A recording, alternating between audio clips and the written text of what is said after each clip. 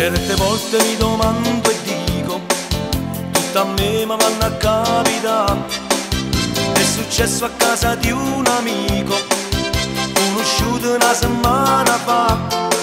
Una guaglione con una veste corta, non appena mi ha avuto la porta.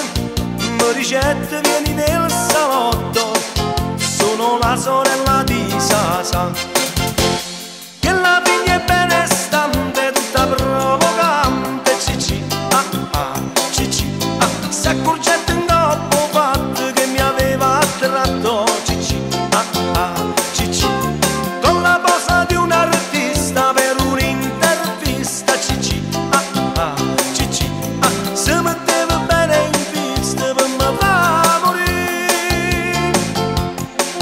E tutto sangue in la gamba mi è da fornire. E non sapeva manch'io che mi aveva capire, che la figlia è benestante, tutta provocante. Cici, cici, si accorgette in dopo fatto che mi aveva attratto. Cici, cici, poi con tanta indisponenza disse: chi ti pensa? Cici, cici, tutta questa confidenza chi da fa pigliare?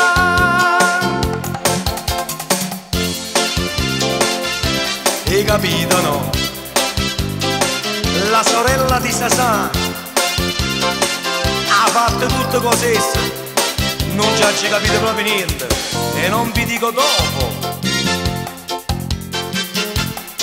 L'altro giorno mi trovavo al mare con la comitiva di Sasà, tutto insieme mi ha chiamata Sora e Marit, senti vieni qua, con un'aria tutta malandrina m'ha portato in una cabina dove all'ombra c'era la mammina, ma voleva presentare che la figlia è benestante, tutta provocante. Cici, cici, si accorgette in dopo fatto che mi aveva attratto. Cici, cici, con la posa di un artista per un'intervista. Cici, cici, si metteva bene in vista per me fa morire.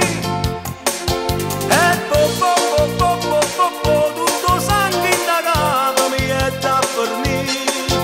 E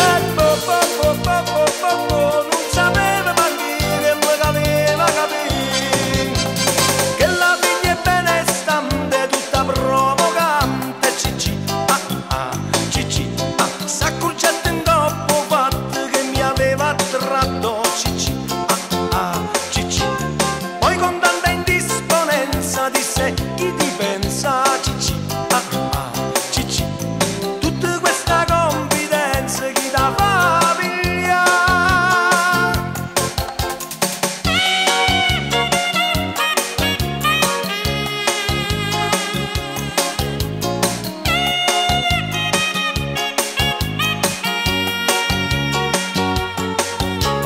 Poi con tanta indisponenza disse: chi ti pensa? Cici, cici, ma così con tutto quanto per modernità.